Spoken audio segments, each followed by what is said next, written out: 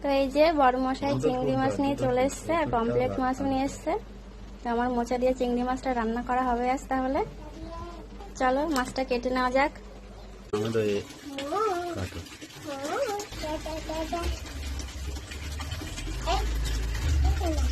পড়ে যা পাপাই,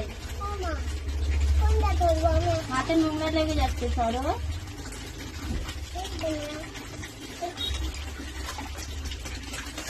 বাবা, জলটা নোংরা করছিস কেন?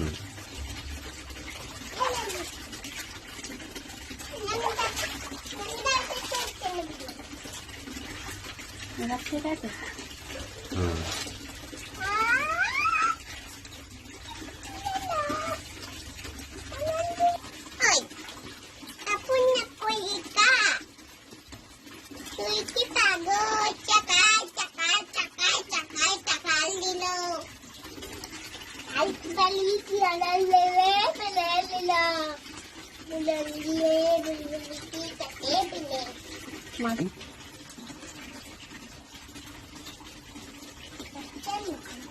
পড়ে যাস না। তো দেখো বন্ধুরা, তোমার দাদাভাই কত বড় বড় চিংড়ি মাছ নিয়ে এসছে। চিংড়ি মাছের ঝোলগুলো কি লম্বা লম্বা, একদমই ঝামেলা নেই। ঘরটা